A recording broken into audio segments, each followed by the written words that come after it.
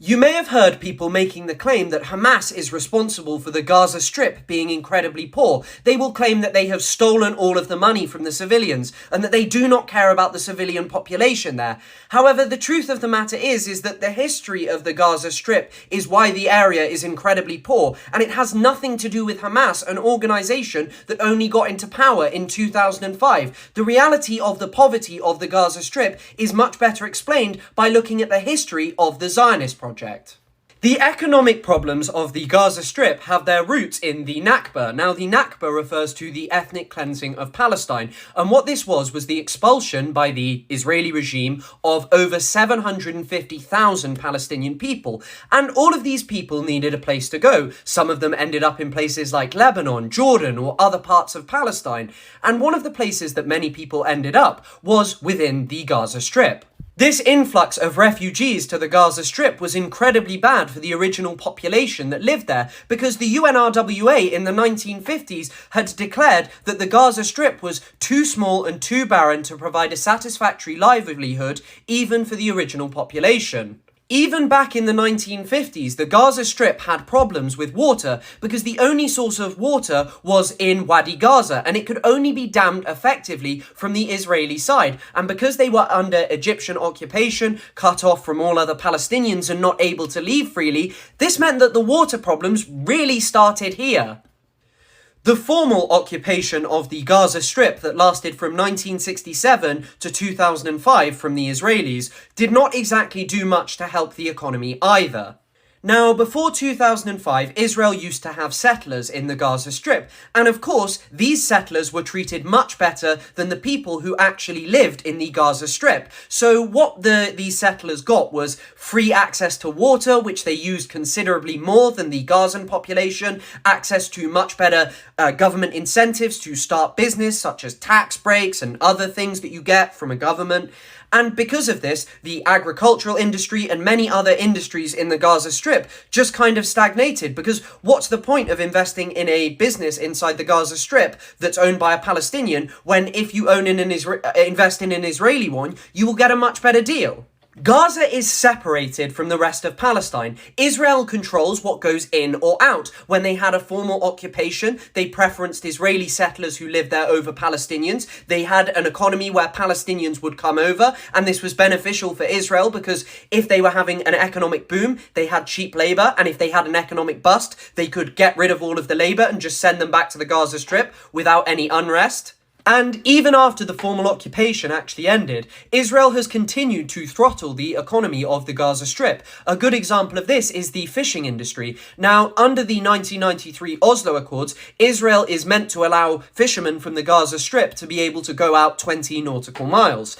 However, Israel doesn't do this, and they only allow them to go out 12, 6, or sometimes only 3 miles, which has completely destroyed the fishing industry in Gaza. And also, if fishermen violate any of these arbitrary laws which Israel has, it will mean that they have their boats destroyed and they will be chased by Israeli gunboats. So how do you actually expect Palestinians to thrive in the Gaza Strip when Israel has its boot on their neck? Ultimately, this all relates to the Israeli oppression of the Palestinian people and pretending that an organization which came to power in 2006 is responsible for everything. I don't really know what to say to you, because it's ahistoric and it just doesn't make any sense. And it shows that you don't know anything about Palestine and that you are unwilling to even do the most basic of research.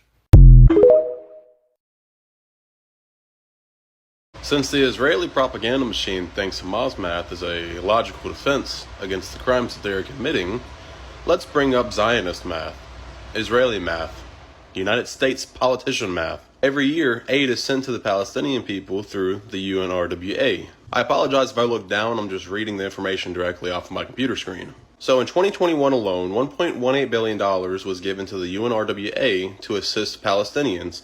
Now those Palestinians are in Jordan, Lebanon, Syria, the Gaza Strip, and the West Bank, including East Jerusalem.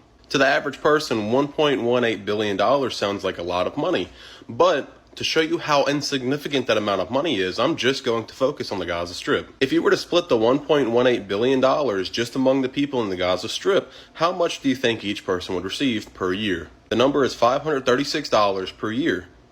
If If you break that down per day, that would be $1.46 per day.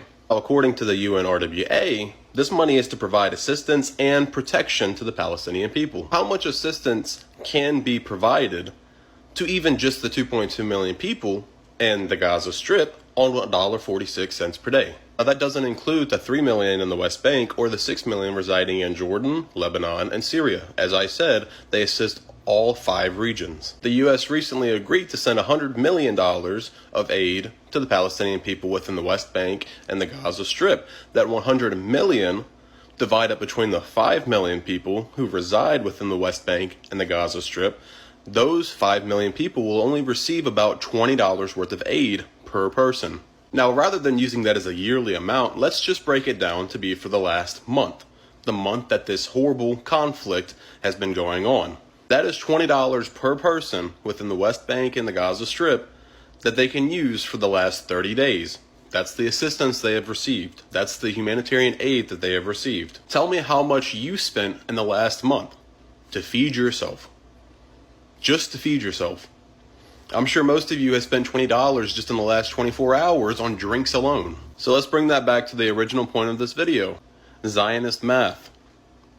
Zionists have been arguing that Hamas receives so much aid every single year, but they refuse to feed and house their own people. That's proven to be unfactual, by the way, but they refuse to house and feed their own people. They're using this money instead to build rockets or to buy weapons from Iran or to do whatever else it is that they can to hurt the Israeli people. How would you, living in an area where you cannot leave, you do not have access to your own water, your own food, your own anything, how would you survive off of $1.46 per day or $20 for the course of a month? How would you survive off of that? This argument that they should be taking care of their own people with this aid money is just, for one, disregarding the fact that aid money is not enough in the first place. Think about during the pandemic. Just a few years ago, how much did each American person who qualified receive for that pandemic? Twice in 1 year, I received $1,200. $1,200 is less than I spend in taxes every single month. But I received that twice in 1 year because I got sick a couple times. If there are people who cannot get their own food or water, cannot leave where they are, and are currently being carpet bombed, the risk of life, the risk of death is greater than anywhere else on earth right now. And they are receiving a fraction of what I received 3 years ago just because I was getting sick. If you stuck around to watch this video towards the end, I just wanted to mention I am currently shadow banned, I think. I have videos that are receiving less than 10 views, and I have hundreds of followers at this point from a video that blew up a couple weeks ago. I'm not asking for all of the bots to come in and direct me to somebody who unbanned their account just so I can get hacked, but realistically, what's the proper response to getting shadow banned? What are the alternative hashtags I can use? I can go on my second account and try to post there, but still, if I use the same hashtags that I've been using, I'm just bound to get shadow banned again. So if anybody has any advice on that, please give it to me, if anybody even sees this video.